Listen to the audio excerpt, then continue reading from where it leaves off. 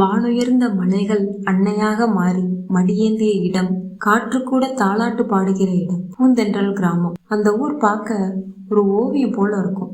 கண்ணு கெட்டின தூரம் வரைக்கும் பச்சை கம்பளத்தை விரிச்சு வச்ச மாதிரி வயல்வெளி, சுத்தி இருக்கிற தென்னை மரங்கள் எல்லாம் காத்துல சாமரம் வீசுவது போல அசையும். மலை காற்றுல, மண் வாசத்துல, குழந்தை சிரிப்புல நிறைஞ்சிருக்கும் அந்த கிராமம். பல கதைகளையும் தனக்குள்ள ஒழிச்சு வச்சிருக்கு. அதுல நம்ம அரசியோட கதையும் ஒண்ணு. பார்க்கலாமா? வாங்க.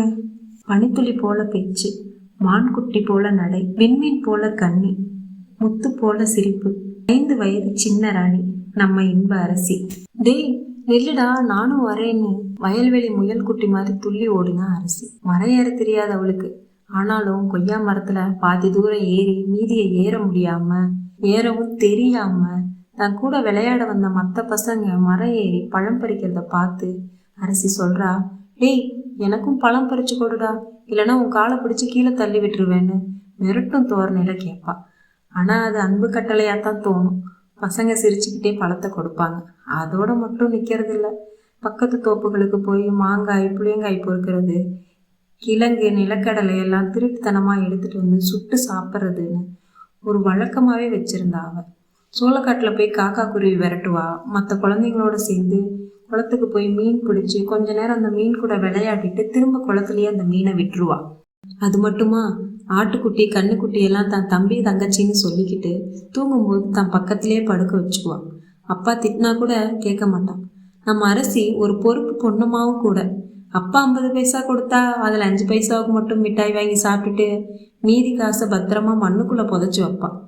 ஊர் திருவிழா காலங்கள்ல அரசியை கையிலேயே பிடிக்க முடியாது. அவ குறும்புத்தனமும் சேட்டைகளும் அதிகமா பண்றது அப்பத்தான். ராட்டினத்தூரிக்காரரை கூட விட்டு வைக்க மாட்டான். ராட்டினத்தூரிக்காரர்கிட்ட முதல்ல 5 பைசா கொடுத்து 10 ரவுண்டு சுத்துவா. அப்புறம் மறுபடியும் 5 பைசா கொடுத்து 10 ரவுண்டு சுத்துவா. இப்படி அவ திரும்ப திரும்ப பண்றத பார்த்து ஒரு கட்டத்துல ராட்டினக்காரரே கடுப்பாகி கேட்டாரு, ஏ பாப்பா, காசை மொத்தமா கொடுத்து சுத்தலாமே, எதுக்கு இப்படி 5 பைசாவா கொடுக்குறேன்னு கேட்டதுக்கு அரசி சொல்றா, நீங்க என் காசை ஏமாத்திட்டீங்கன்னான்னு சொல்லி முத்துப்பல் தெரிய பழிப்பு காட்டி ஓடி வந்துருவா. திருவிழா காலங்கள்ல இரவு நேரம் கூத்து போடுவாங்க. அது விடிய விடிய நடக்கும். ஊர் ஜனமே கட்டு சோறு கட்டிட்டு போய் கூத்து பார்ப்பாங்க. நம்ம சின்ன ராணி அம்மாவும் கூத்து பார்க்க போவாங்க. முன் வரிசையில பட்டு கம்பளம் மாதிரி சணல் பைய விரிச்சு போட்டு உக்காந்துக்கிட்டு கொண்டு வந்த சாப்பாட்டை நல்லா சாப்பிட்டுட்டு விடிய விடிய நல்லா தூங்கி எந்திரிச்சு வருவாங்க நம்ம மேடம். சினிமாவுக்கு போனாலும் இதே கதை தான். அது மட்டுமா, தான் கூட விளையாட வர பிள்ளைங்க தன் பொம்மைய எடுக்காத வரைக்கும் அவ மாதிரி சமத்து அந்த ஊர்லயே இல்லை. ஆனா தப்பி தவறி அவ பொம்மையை யாராவது எடுத்துட்டா என்ன ஆகும் தெரியுமா? சொல்றேன் கேளுங்க. ஒரு சமயம் தான் கூட விளையாடிட்டு இருந்த பையன் அவளோட பொம்மையை எடுத்துட்டான்னு அரசிக்கு வந்துச்சு பாருங்க கோபம். ஓடி போய் அந்த பையனோட காதை கடிச்சிட்டா. அப்புறம் விஷயம் கேள்விப்பட்டு அவங்க அப்பா பெரம்பு எடுத்துட்டு வந்ததை பார்த்து ஒரே ஓட்டம்தான்.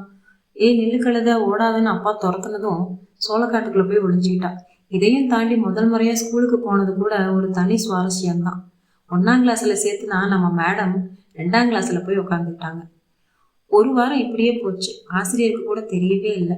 ஒரு வாரம் கழிச்சு தான் கண்டுபிடிச்சாங்க. அப்பவும் அடம், நான் இந்த கிளாஸ்ல தான் இருப்பேன்னு.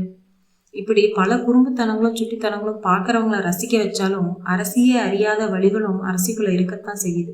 ஆமாங்க, அரசிக்கு அம்மா இல்லை. அவளுக்கு 2 வயசு இருக்கும்போதே அவங்க அம்மா இறந்துட்டாங்க. அரசி அம்மா சமாதிக்கு தினமும் போவா. போகும்போது தன்னால முடிஞ்ச பழம், மிட்டாய், தீன் பண்டம்னு எதையாவது தன் அம்மாவுக்காக எடுத்துட்டு போவா.